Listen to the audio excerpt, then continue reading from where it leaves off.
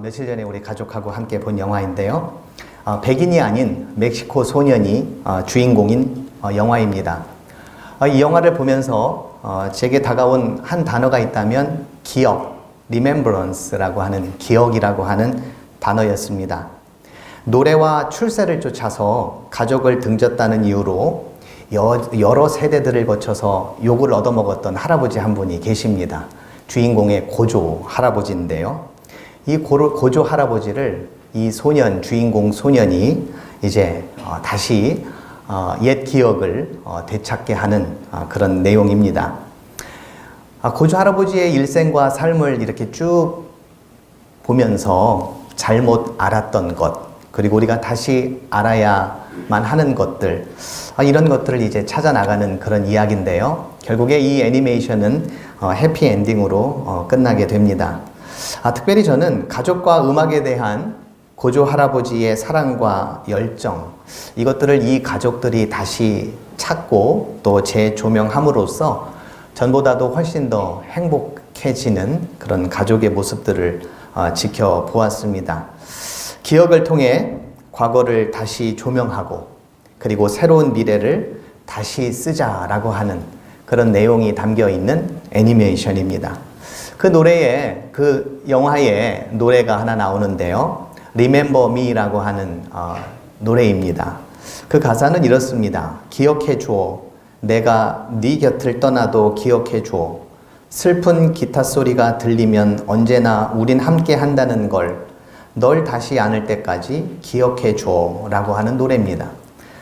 이 얘기를 꺼내는 것은 저를 기억해 달라는 의미에서 한 것은 아닙니다.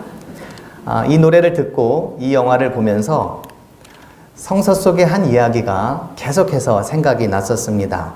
그것은 예수님과 제자들이 마지막 만찬을 나누었던 성만찬 있지 않습니까? 이 성만찬에 대한 사도 바울의 해석이 담긴 고린도전서 11장이 영화를 보는 내내 계속해서 생각이 났습니다. 그 이유가 뭘까 생각해 보니까 성만찬 사건을 통해 예수님께서 우리에게 얼마나 희생적인 사랑을 베풀었는지를 사도 바울은 우리에게 계속해서 기억해달라고 세월이 지나도 예수님의 그 희생적인 사랑을 기억해달라고 우리에게 이야기를 하는 것 같아서 생각이 많이 났습니다. 고린도전서 11장에 있는 내용을 영화 코코 버전 Remember Me라고 하는 버전으로 제가 이렇게 개사를 한번 해봤는데요. 기억해줘. 이것은 너희들을 위하여 주는 내 몸이니 기억해줘. 이 잔을 너희에게 주노니 기억해줘. 내가 얼마나 너희들을 희생적으로 사랑했는지 기억해줘. 이렇게 한번 만들어 봤습니다. 그리스도인으로 산다는 것은 어떤 의미일까를 일주일 동안 생각을 해봤습니다. 설교를 준비하면서 신앙생활을 한다는 것은 무엇일까? 목사로 산다는 것은 무엇일까? 곰곰이 생각을 해봤습니다. 그런 가운데에 사도 바울이 이야기했던 말씀이 생각이 났습니다. 살든지 죽든지 나의 삶을 통해 그리스도만이 존귀케 되는 삶. 이러한 삶을 살아가는 사람들이 신앙인이고 또 이러한 일을 하자고 나선 이들이 목회자이고 또 성도님들이 아닌가 하는 생각을 해봤습니다. 이를 다른 말로 표현을 하자면 나를 통해 예수님을 늘 기억하게 만들고 그리고 나의 삶을 통해 예수님의 은혜와 십자가의 헌신적인 사랑을 기억하게 만드는 사람들, 이런 사람들이 바로 신앙인이고 그리스도인이 아닌가 생각을 많이 했습니다.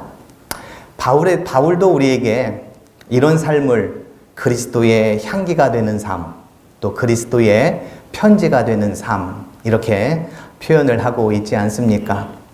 저는 우리 모두가 동안교회 성도님들, 우리 젊은 청년들이 한평생을 살아가며 예수님을 늘 기억하게 하는 삶, 그리고 그리스도의 향기와 편지가 되는 삶을 모두가 살아갈 수 있기를 간절히 부탁드립니다. 오늘 본문을 보면 우리가 기억해야 할 초대교회의 아름다운 모습이 등장을 합니다.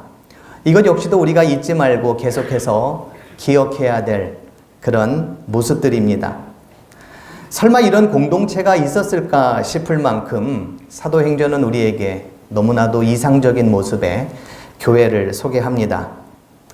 우리가 초대교회를 계속해서 기억하는 이유는 여러 가지가 있을 텐데요. 예수님은 참 좋은데 교회는 싫다고 말하는 많은 사람들이 있기 때문에 그렇기도 할 겁니다. 특별히 인도의 마하트마 간디 선생께서도 예수님의 정신과 그 사랑은 참으로 좋은데 오늘날 교회는 너무나 믿지 못한다라고 이야기한 바가 있습니다. 그만큼 우리는 초대교회의 모습을 많이 닮아가지 못하고 있지 않은가, 예수님의 뜻과 정신을 많이 잊어가고 있지 않은가 라는 생각을 우리가 해봐야 한다라는 겁니다. 그렇기 때문에 오늘 우리에게 주시는 말씀 속의 초대 공동체는 우리의 기억 속에서 사라져갈 공동체가 아니라 계속해서 기억에 남겨야 할 그런 공동체임에는 틀림이 없습니다. 아까 언급했던 영화 애니메이션 코코에 보면 알츠하이머병에 걸린 증조 할머니가 당신의 아버지에 대한 기억을 노래를 통해 되살리게 됩니다. 그러면서 그 가족의 새로운 변화의 바람을 일으키게 되는 결정적인 역할을 합니다. 오늘 우리에게도 오늘 사도행전에 주시는 이 말씀이 과거에 대한 기억들을 다시금 되살리고 그 기억을 통해 우리가 나아가야 할 희망찬 미래를 노래할 수 있는 그런 시간이 될 수 있기를 간절히 바랍니다. 오늘 우리가 읽은 말씀 가운데에 우리가 생각해 보아야 할 여러 가지가 있지만 저는 세 가지만을 여러분들과 함께 나누고자 합니다. 첫 번째 말씀을 읽으면서 제 눈 속에 관심을 끌었던 말은 사도들로 말미암아 기사와 표적이 많이 나타났다라고 하는 43절의 말씀입니다. 여기서 사도는 보냄을 받은 자입니다. 보냄을 받았다는 말에는 이들이 보낸 자의 특별한 사명을 갖고 있다는 말이고, 보냄을 받은 자는 보낸 자와는 서열상 아래에 해당한다고 볼 수가 있습니다. 따라서 보냄을 받은 자인 사도들로 말미암아 기사와 표적이 많이 나타났다는 것은 엄밀히 말하면 사도들보다는 이들을 보내신 분의 능력과 의지에 따른 결과입니다. 사도는 단지 보낸 자의 은총이 통과되어 빛을 발하는 도구였을 뿐입니다. 요즘은 능력이 우선시되는 그런 사회입니다. 교회 안에서도 능력이 참으로 중요합니다. 능력의 종, 능력의 목회자, 이런 말들을 많이 표현하고 있지 않습니까? 그런데 능력이라는 게 어떤 능력을 말하는 건지 저마다 이야기하는 내용들이 제각각이고 다양합니다. 그러다 보니까 한 사람이 듣는 요구사항과 조건들이 너무나도 많이 있습니다. 보냄을 받은 자가 저마다의 요청에 따라 각양각색의 능력을 다 갖추고 있으면 참으로 좋겠는데, 보냄받은 자는 다양한 능력 가운데의 하나 혹은 둘 정도만 보낸 자로부터 받았을 뿐입니다. 그걸 정직하게 인정하고 보냄받은 많은 사람들이 의기투합하여 각양각색의 능력을 함께 발휘하면 참으로 좋을 텐데 그게 너무나도 어려운 게 공동체입니다. 이적과 기사는 많이 일어나야겠고 보냄받은 자의 능력은 한정적이고, 그러다 보면 보낸 자의 의도가 점점 퇴색되어 갈 때가 너무나도 많이 있습니다. 그런 생각을 하면서 저는 이런 문제 앞에서 우리의 생각을 조금 전환할 필요가 있겠다라는 생각을 해보았습니다. 그것은 지금은 우리 모두가 능력이 없다고 한탄하거나 원망만 할 때가 아니라 도리어 능력이 없음을 자랑하자라는 거였습니다. 이게 무슨 뚱딴지 같은 이야기냐 여러분들 생각하실지 모르겠습니다만은요. 우리의 능력이 없음을 자랑한다라는 것은 우리에게 능력을 주시는 자를 인정하고, 그리고 우리에게 능력을 주시는 자를 신뢰하며 더욱더 의지하자라고 하는 그러한 말입니다. 사도 바울 역시 자신의 약함을 자랑했던 사람이었습니다. 고린도 후서 12장 9절을 세번역 성경으로 읽어보면 다음과 같습니다. 그러나 주님께서는 내게 이렇게 말씀하셨습니다. 내 은혜가 내게 족하다. 내 능력은 약한 데서 완전하게 된다. 그러므로 그리스도의 능력이 내게 머무르게 하기 위하여 나는 더욱더 기쁜 마음으로 내 약점들을 자랑하려고 합니다. 능력이 많으면 좋지요. 우리 남편과 자식이 돈도 잘 벌고 승진도 잘하고 사람도 많이 따르고 건물도 크게 짓는 사람이고 그런데다가 아내에게도 잘하고 효자면 얼마나 좋겠습니까? 금상첨화이지요. 그런데 능력이란 게 항상 있을 수만은 없습니다. 그렇다고 우리가 아주 능력이 없는 사람이냐? 또 그것은 아닙니다. 있을 때가 있고 있을 수 있는 공간이 있고 있을 수 있는 환경과 조건이 있습니다. 여기에 청년들이 많이 예배를 드리고 있습니다만 이들이 단지 능력이 없어서 취직이 어렵고 승진이 안 되고 하는 것은 아니지 않습니까? 그래서 저는 힘들고 어려운 상황이지만 우리 모두가 이런 긍정적인 마음을 가졌으면 좋겠다라고 생각한 게 있는데요. 내게 능력이 없다고 느껴질 때에, 내게 능력이 없다고 누군가가 한탄할 때에 난 그 능력을 발휘할 시간과 때와 장소를 아직 만나지 않았다.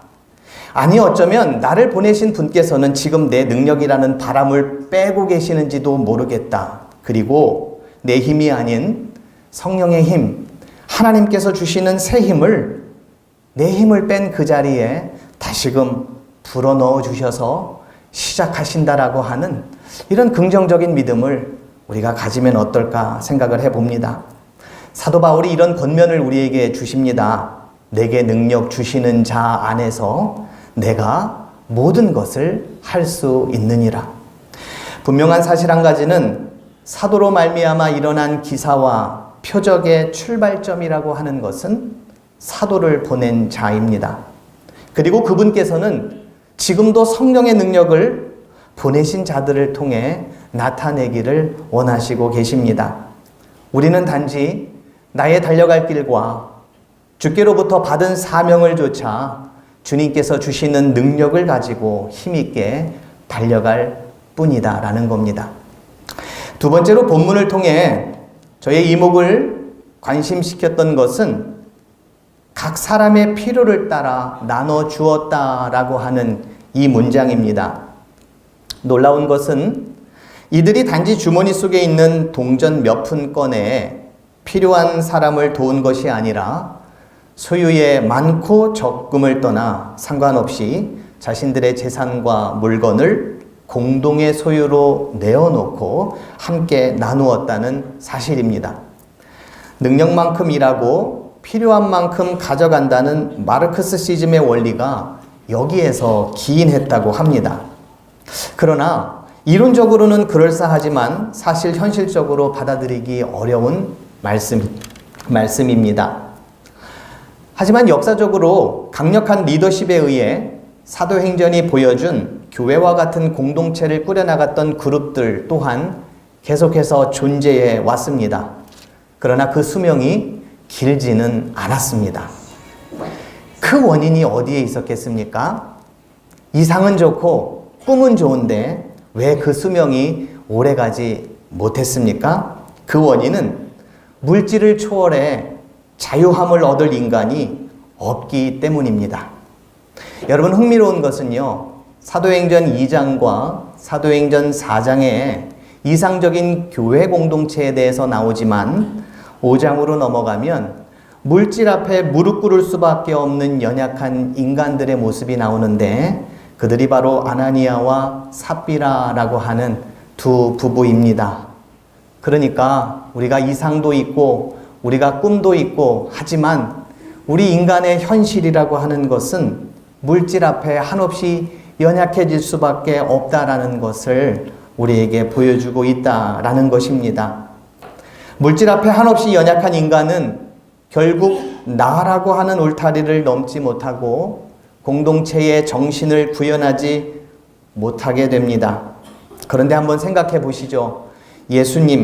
예수님께서는 물질 문명으로 충만한 이 땅에 오셔서 물질이 지배하는 나라가 아닌 하나님께서 다스리시는 나라를 우리에게 보여주셨습니다.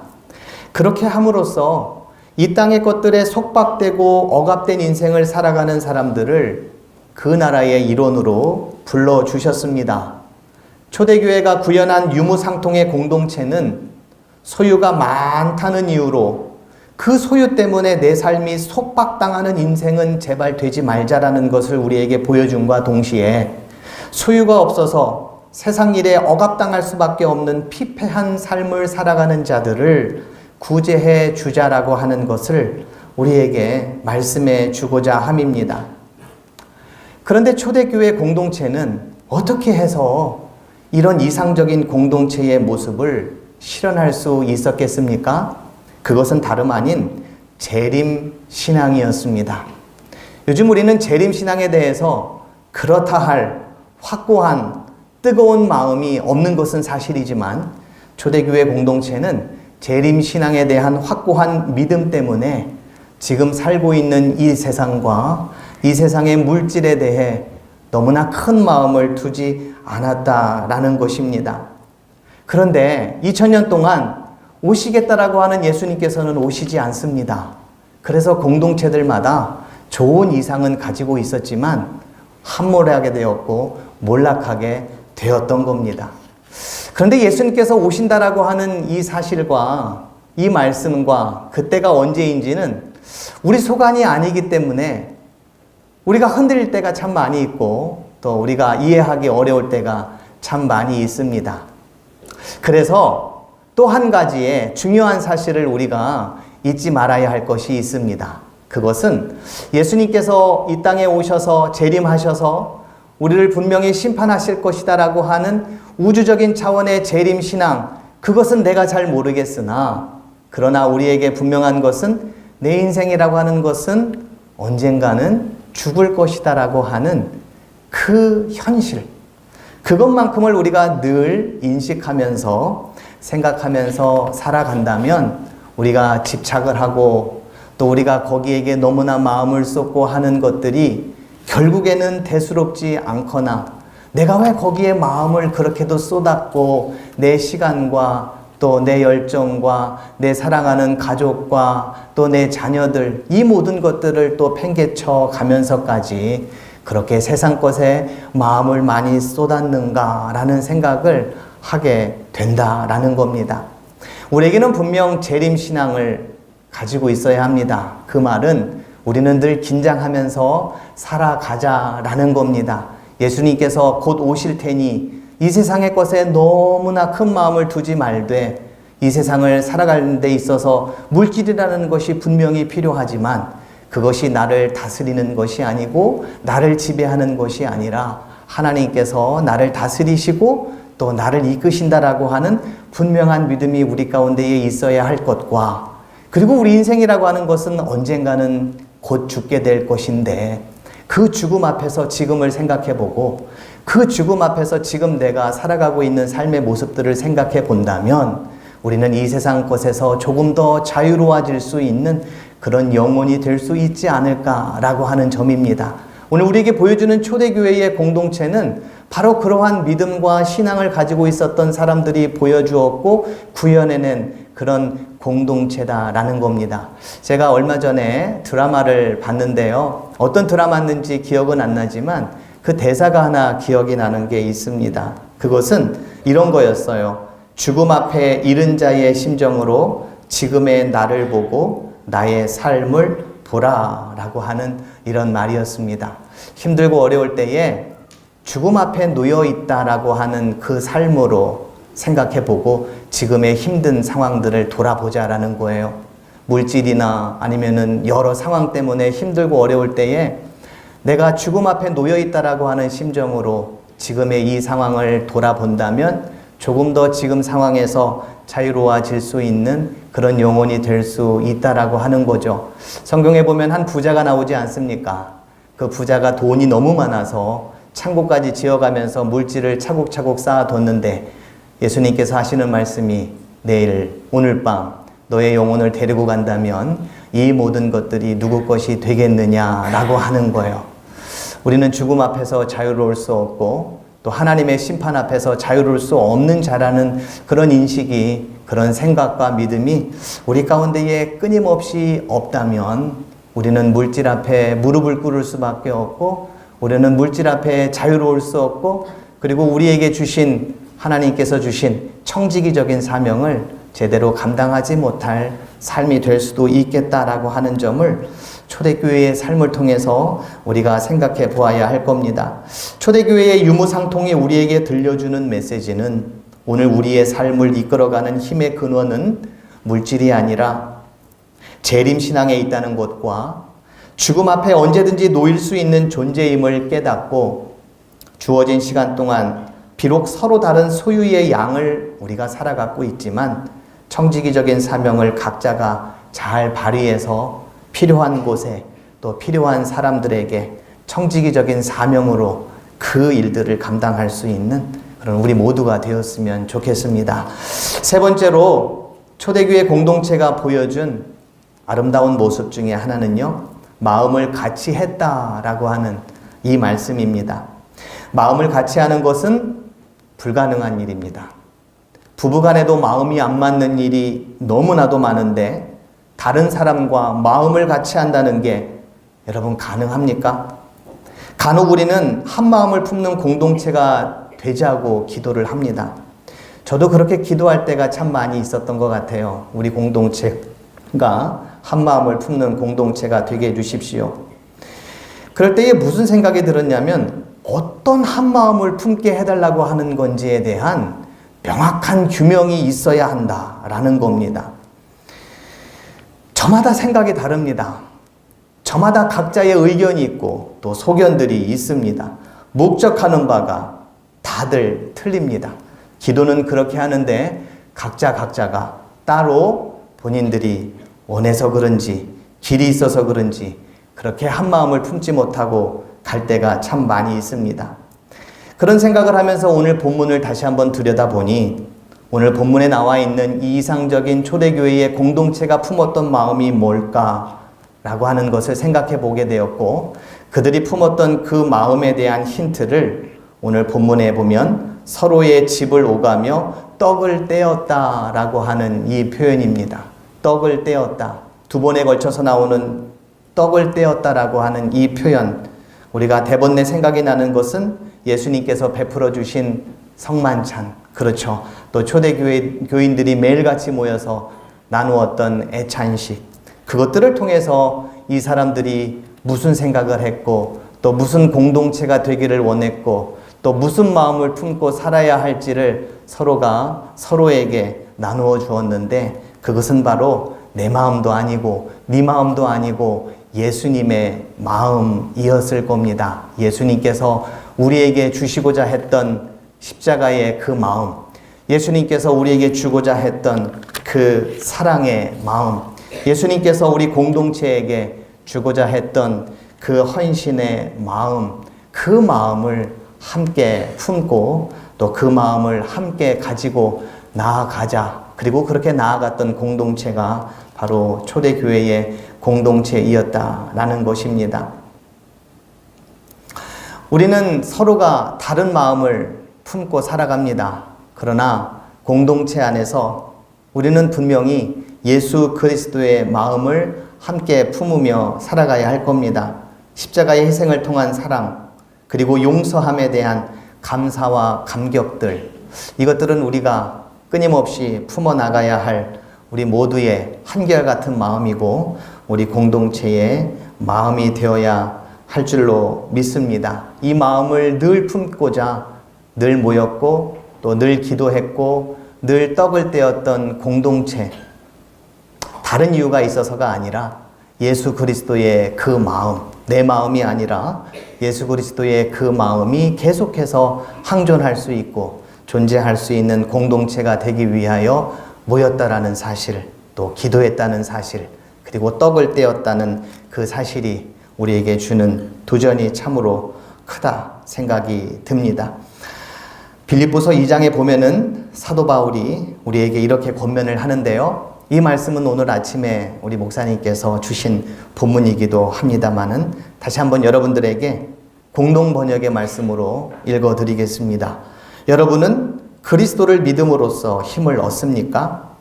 그리스도의 사랑에서 위안을 받습니까? 성령의 감화로 서로 사귀는 일이 있습니까? 서로 애정을 나누며 동정하고 있습니까? 그렇다면 같은 생각을 가지고 같은 사랑을 나누며 마음을 합쳐서 하나가 되십시오. 그렇게 해서 나의 기쁨을 완전하게 해 주십시오. 무슨 일에나 이기적인 야심이나 허영을 버리고 다만 겸손한 마음으로 서로 남을 자기보다 낫게 여기십시오. 저마다 제 실속만 차리지 말고 남의 이익도 돌보십시오. 여러분은 그리스도 예수께서 지니셨던 마음을 여러분의 마음으로 간직하십시오. 기억은 연결입니다. 기억을 잃어버리면 생각이 멈추고 타인과의 소통과 연결이 끊어집니다. 그러나 우리는 기억을 통해 과거와 현재를 잊고 그리고 미래를 향해 나아가게 됩니다. 그래서 기억은 오늘 설교의 제목처럼 과거의 미래입니다. 2000년 전 사도행전이 지향했던 초대 기독교 공동체에 대한 기억은 현대 교회의 지침이자 거울이며 미래 교회를 향한 지향점이 되어야 합니다. 성서의 증언이 없었다면 모를까 우리가 그 말씀 통해 순수했던 과거에 대한 기억을 갖고 있는 한 그것은 오늘과 내일을 잇는 강력한 기억이 되어야 합니다. 이 기억을 위해 우리 모두가 부름을 받고 이 자리에 앉아 있습니다. 특별히 오늘 헌신 예배를 드리는 우리 장로님들을 보내주셔서 이 기억을 되살리는 일에 앞장서실 수 있도록 우리 하나님께서 우리 장로님들을 우리 교회에 보내주셨습니다.